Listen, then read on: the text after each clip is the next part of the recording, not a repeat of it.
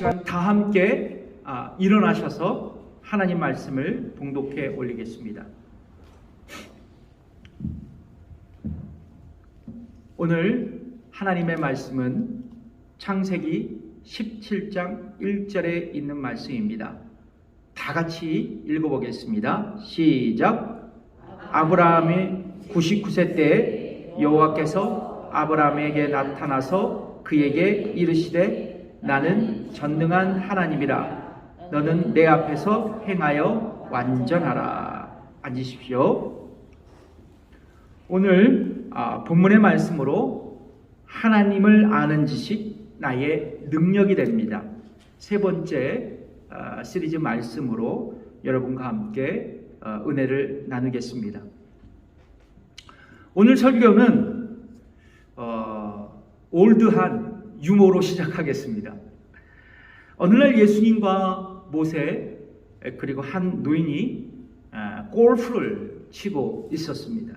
먼저 예수님께서 멋지게 티샷을 탁 날리셨는데 공이 약간 슬라이스성으로 날아가더만 이제 호수에 떨어지게 되었습니다. 예수님은 주저하지 않고 호수 위를 걸어서 물 위에서 다시 그 공을 탁 세컨샷으로 쳤더니 그 공이 그린에 올라갔습니다. 이번에는 모세 차례였습니다. 모세가 힘껏 티샷을 날렸는데 역시 호수에 빠졌습니다. 모세는 그 호수의 물을 갈라버리고 이 갈라진 호수 바닥에서 공을 쳐서 온그린에 성공했습니다. 마지막 노인도 티샷을 했습니다. 힘없이 공이 날아갔는데 그 공 역시도 호수에 빠져버렸습니다. 그런데 여기서부터 놀라운 일이 생겼습니다. 호수에 떨어진 공을 마침 물속에서 지나가는 물고기가 삼켰고 또 그 물고기를 하늘에서 지켜보던 물수리가 낚아채서 하늘로 올라갔고 그래서 놀라운 물고기가 입에서 골프공을 놓쳤는데 하필이면 고기 대굴대굴 굴러서 홀컵으로 빠져들어갔습니다. 정말 기막힌 홀인원이었습니다. 그런데 이 모습을 지켜보던 예수님이 화가 치밀어서 그 노인에게 이렇게 말했다고 합니다. 아버지, 제발 골프를 좀 정상적으로 좀 치세요. 아직도 이해가 안 가십니까? 이 유머는 전능하신 하나님의 속성을 풍자한 올드한 유머 이야기입니다. 지난주에 이어 성경 속에 나타난 하나님의 속성 어떤 것이 있을까요? 첫 번째 읽어볼까요? 시작. 성경은 편재하신 하나님을 계시하십니다. 그러니까 하나님은 장소를 초월하여 어디에나 계시고 우리를 항상 지켜보고 계신다는 하나님의 속성입니다.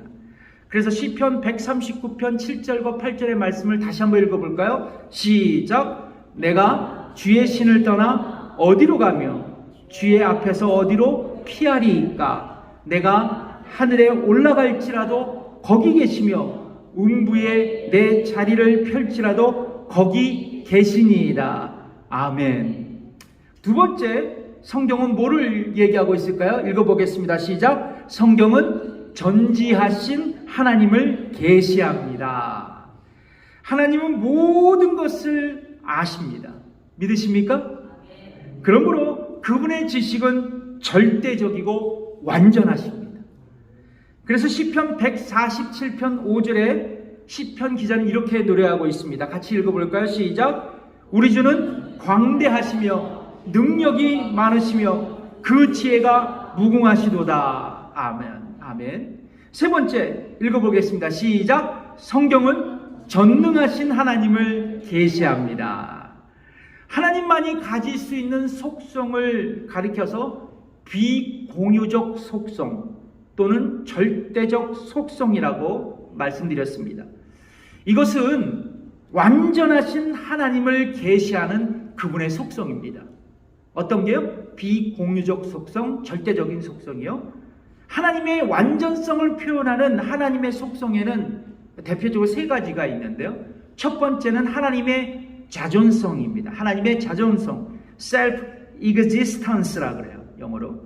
자, 하나님은 스스로 계신 분이며 독립자존하신 분이시라는 거죠. 그래서 하나님은 다른 것에 의존하는 법이 없이 스스로 존재하시는 분입니다. 그래서 뭐예요? I am who I am. 나는 스스로 있는 자다. 나는 나다. 자, 다른 어떤 도움도 필요하지 않은 존재이십니다. 그래서 여러분, 사도행전 17장 25절에 한번 읽어볼까요? 시작. 또 무엇이 부족한 것처럼 사람의 손으로 섬김을 받으시는 것이 아니니 이는 만민에게 생명과 호흡과 만물을 친히 주시는 자이심이라.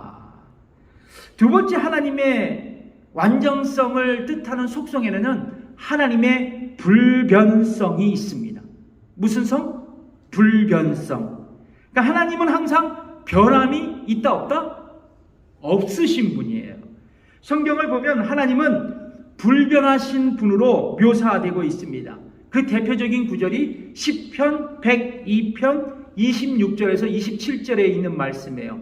이 말씀을 천천히 한번 읽어볼까요? 시작. 천지는 없어지려니와 주는 영전하시겠고 그것들은 다 옷같이 낡으리니 의복같이 바꾸시면 바꾸려니와 주는 여상하시고 주의 연대는 무궁하리이다. 그러니까 주는 영존하시겠고 주는 여상하시고 주의 연대는 무궁하리이다. 하나님은 그의 백성들이 당신의 법을 떠날지라도 당신을 배반했을지라도 말라기서 3장 6절에 이렇게 말씀하시거든요. 한번 읽어보겠습니다. 시작. 나 여호와는 변혁지 아니하나니. 그러니까 우리가 배신해도 하나님은 뭐요? 결코 우리를 배신하지 않으신다는 것입니다. 여러분, 이 하나님의 불변성, 하나님의 이 속성은 우리에게 큰 위로와 소망이 됩니다. 아멘.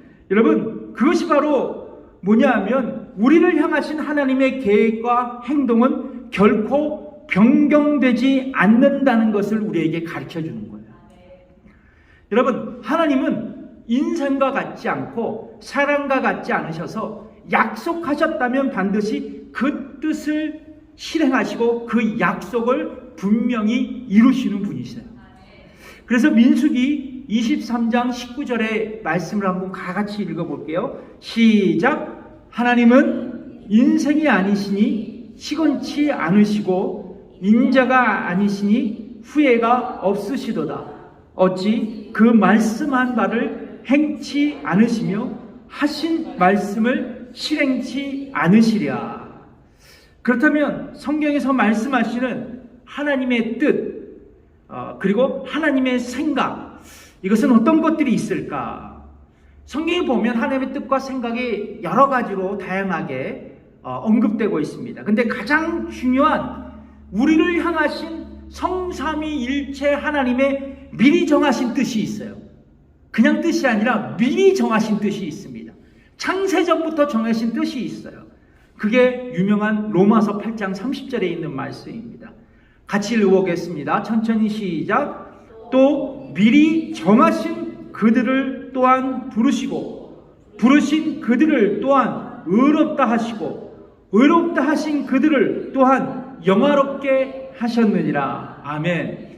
그러니까 우리를 향하신 성부 하나님의 뜻이 있다는 거예요. 그 뜻은 뭐예요? 죄인인 우리를 구원하시기 위해서 영원 전부터 미리 우리를 선택하셨고, 그리고 성자 하나님께서, 성부 하나님께서 선택된 자들을 위해 속죄하셨고, 그리고 성자 성령의 하나님께서 선택된 자들을 부르시고 거듭나게 하셔서 저들의 마음을 여셔서 죄에서 돌이키게 하시고, 그래서 복음을 듣게 하시고 예수님을 나의 구세주로 믿게 하셔서 나를 의롭게 만드셨다는 것이죠. 결국 하나님의 자녀로 삼으셨다는 거예요. 나를 양자로 삼았다는 것입니다. 더 나아가 나를 거룩하게 하시고 나를 영화롭게 하신 것이에요. 여러분, 결국 나를 향하신 삼위일체의 하나님의 뜻은 어디에 있냐? 구원에 있는 겁니다. 구원에 있는 거예요.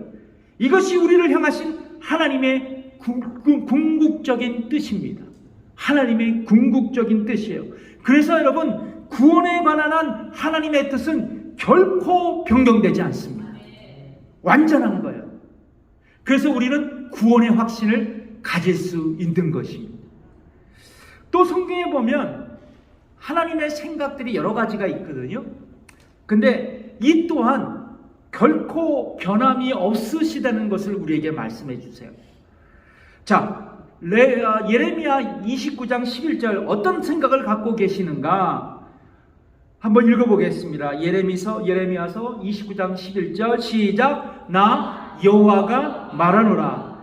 너희를 향한 나의 생각은 내가 아니니 재앙이 아니라 곧 평안이요 너희 장래에 소망을 주려는 생각이라. 아멘. 예, 우리를 향하신 하나님의 생각은 뭐예요? 재앙이 아니라고 말씀합니다. 고난이 아니에요. 반대로 뭐예요? 평안이고 소망인 것이에요. 그래서 여러분, 내가 지금 고통 중에 있어도, 내가 지금 역경 가운데 있어도 하나님의 생각은 어디에 있어요? 재앙에 있는 거 아니에요. 고통에 있는 것이 아닙니다. 역경에 있는 것이 아니에요. 곧 평안이요 소망인 것을 믿으시기 바랍니다. 그러므로 여러분, 내가 고난 중에 있어도, 어려움 중에 있어도 결코 절망하지 않을 수 있는 이유가 바로 여기에 있다는 것입니다. 그래서 유명한 영화의 대사처럼 다 하나님은 생각이 있으십니다. 몇 분과 인사하겠습니다. 다 하나님은 당신을 생각하고 계십니다. 아멘. 예. 자, 하나님의 완전성을 표현하는 하나님의 속성에는 세 번째, 하나님의 무한성, infinity of God, 하나님의 무한성이 있습니다. 근데 지난주에도 말씀드렸지만 하나님의 무한성의 속성에는 뭐가 있어요? 하나님의 편재성, 어디에나 계십니다. 그래서 하나님의 전지성, 모든 것을 아십니다. 그리고 오늘 말씀드릴 하나님의 전능성입니다. 전능하신 하나님 아버지. 그렇습니다. 하나님은 뜻하신 모든 일을 전능으로 이루시는 분이십니다. 전능하신 하나님. 오늘 본문에 보면 아브라함이 99세 때 하나님께서 나타나셔서 그에게 말씀하십니다. 창세기 17장 1절에 있는 말씀을 한번 다시 읽어볼까요? 시작. 아브라함 99세 때 여호와께서 아브라함에게 나타나서 그에게 이르시되 나는 전능한 하나님이라. 너는 내 앞에서 행하여 완전하라. 하나님께서 아브라함에게 나타나셨을 때 자기 자신의 속성을 뭐라고 표현하셨습니까? 나는 전능한 하나님이다. 이 하나님의 성어는요, 히브리어로 엘샤다이. 따라해 보실까요? 엘샤다이. 예. 이 엘샤다이는 뭐냐면 그 누구와도 비교할 수 없이 강하고 무한한 능력을 가지신 분임을 강조하는 하나님의 성호예요. 거룩한 이름입니다.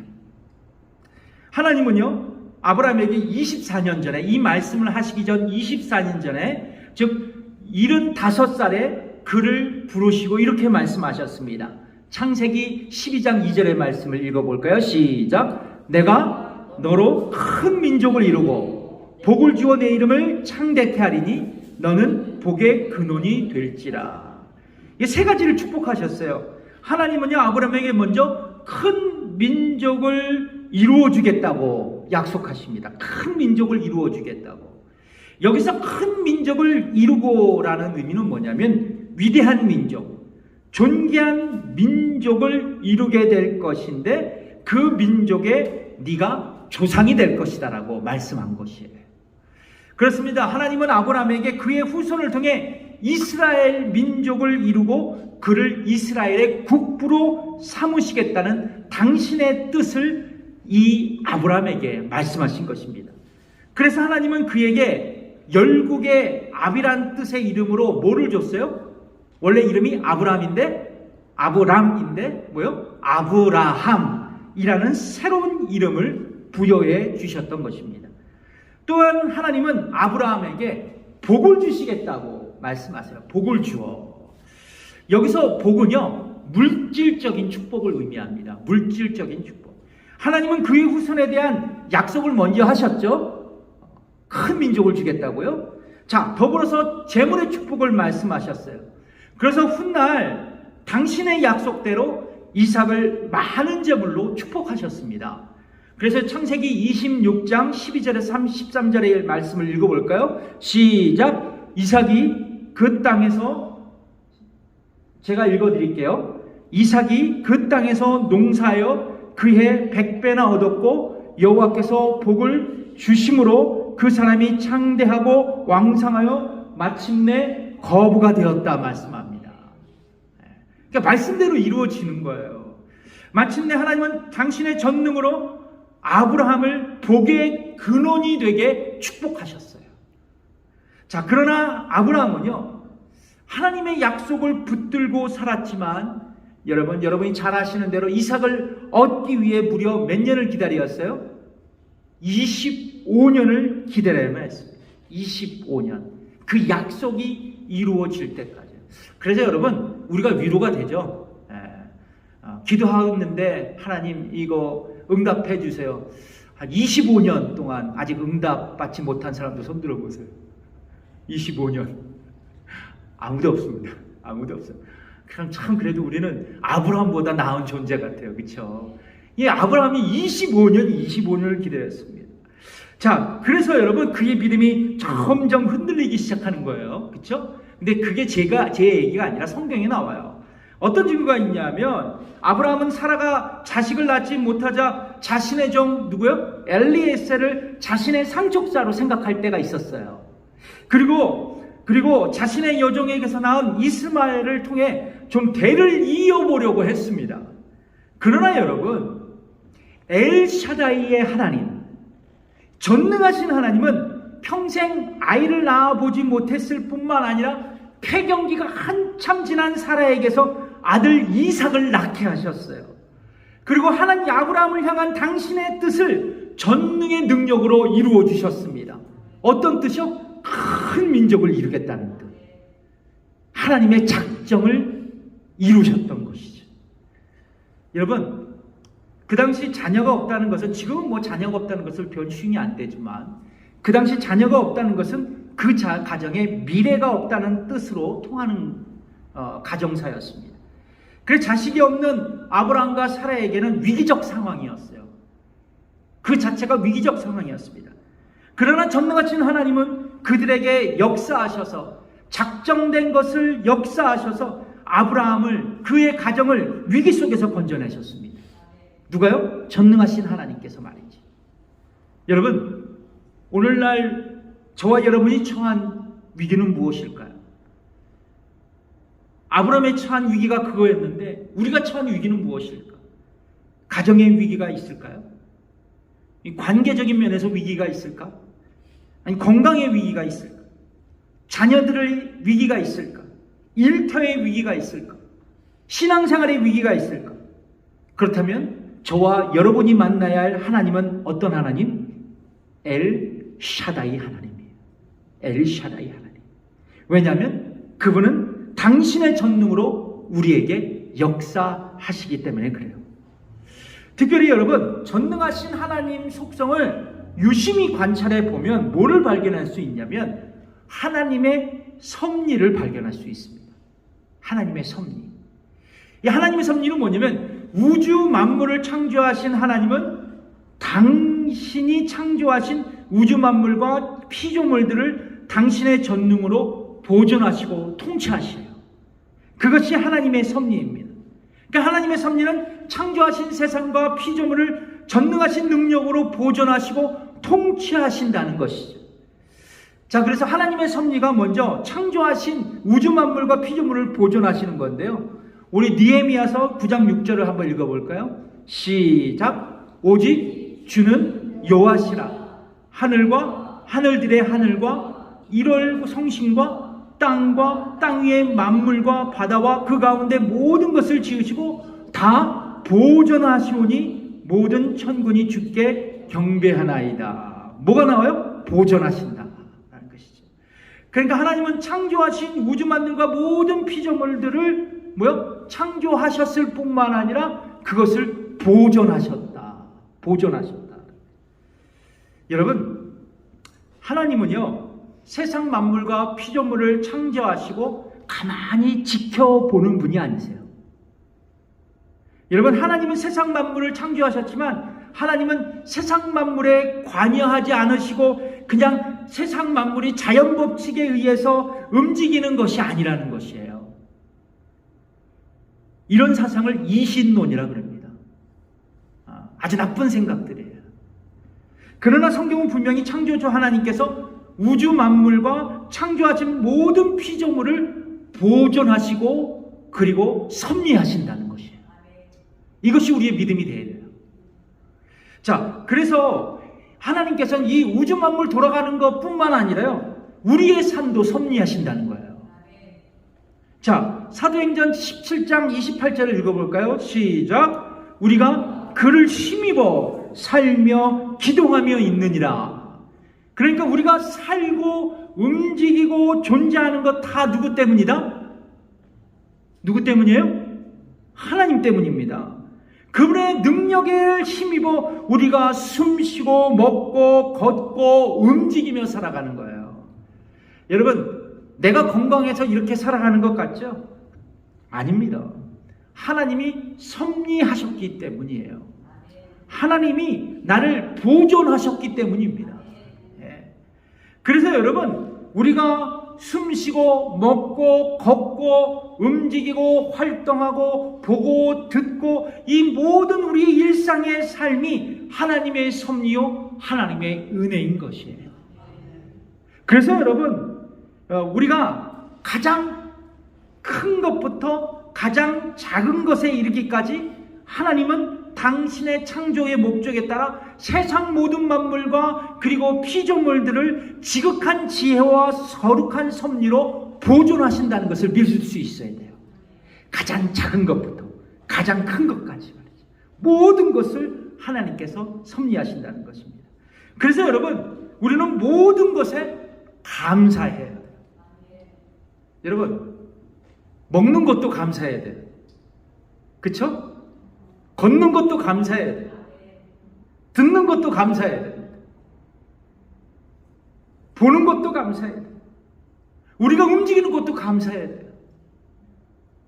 여러분, 내가 숨 쉬는 것도, 내가 밥 먹는 것도, 내가 잠자는 것도, 내가 건강하게 움직이는 것도 우리의 감사의 제목이 될 수 있어야 합니다.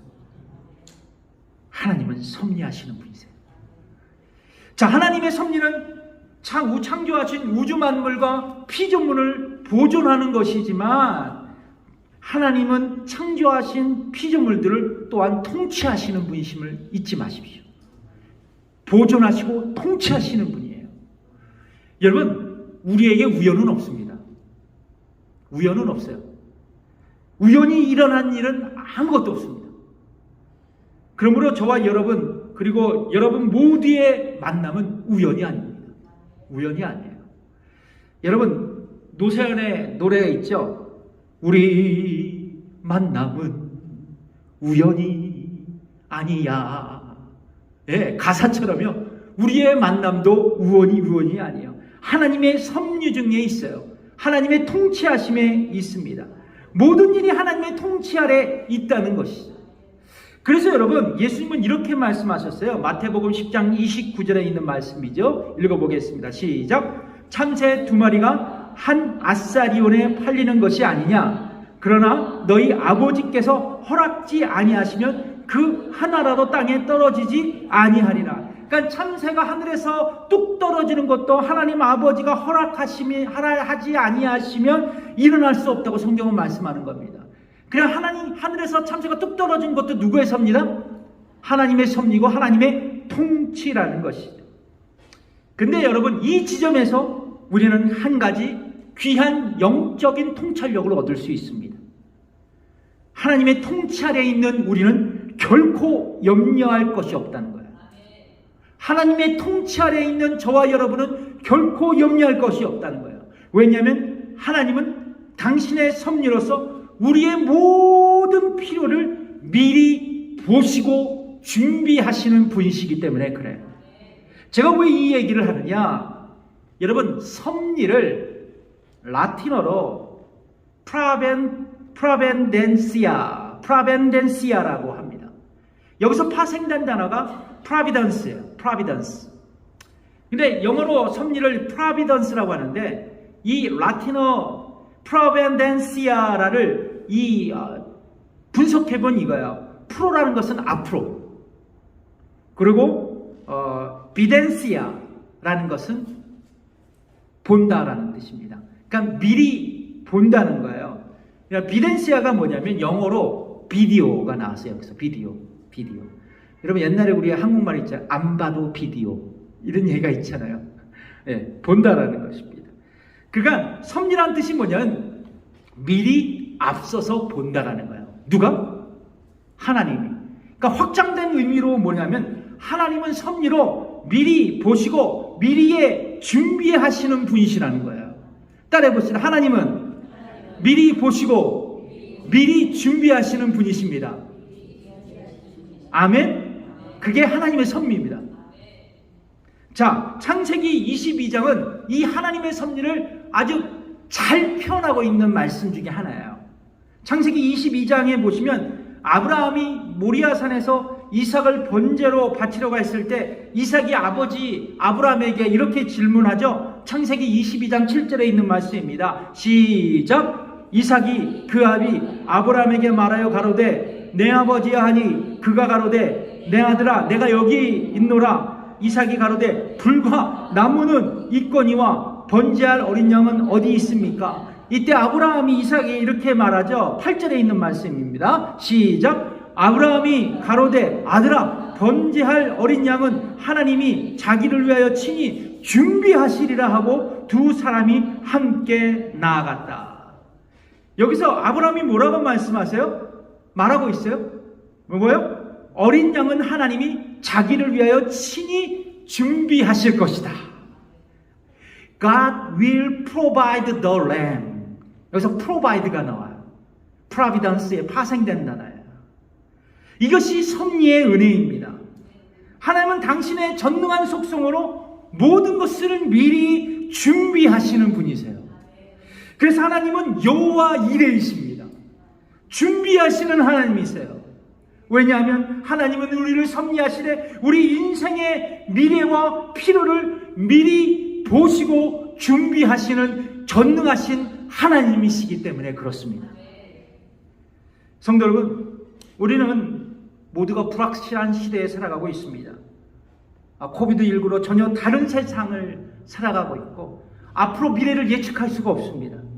그래서 사람들은 은근히 쫄고 있어요. 초조한 삶을 살고 있어요. 그런데 여러분, 미리 보시고 준비하시는 하나님의 섭리가 우리 가운데 작동되고 있다는 것을 우리 모두가 믿을 수 있다면 이것이 우리에게 큰 위로와 격려와 소망과 능력이 될 줄 믿습니다. 여러분, 전능한 하나님은 여러분보다 앞서 미래를 보시고 아시고 저와 여러분의 인생을 열어주시는 분이세요. 그러므로 여러분, 우리가 할 일은 뭐냐? 우리가 할 일. 오직 믿음. 오직 믿음이에요. 하나님의 섭리가 나의 삶에 지금도 작동하고 역사하고 있다는 것을 믿고 살아가는 것입니다. 더 나아가 나를 위해 나의 인생의 길을 열어주시고 예비해 주시는 그 하나님께 내가 예배하고 그분을 경외하는 일에 힘쓸 수 있어야 된다는 것입니다. 이것이 바로 우리의 인생 본연의 본분이자 우리에게 거룩한 지혜가 되는 것입니다. 그러므로 사랑하는 성도 여러분, 우리가 하나님을 이처럼 아는 것, 이 거룩한 지혜가 우리에게 능력이 될 수 있습니다. 기도하시겠습니다. 하나님 아버지, 감사합니다. 오늘 우리 성도들과 함께 전능하신 하나님의 속성에 대해 함께 나누었습니다. 아버지 하나님, 우리 성도님들, 아버지 하나님, 이 말씀에 큰 위로와 격려가 되게 하여 주시고 온전히 미리 앞을 내다보시고 우리를 위해 준비하시고 필요를 채우시는 하나님의 섭리를 믿을 수 있도록 인도하여 주옵소서. 우리의 힘과 능력으로 믿을 수 없습니다.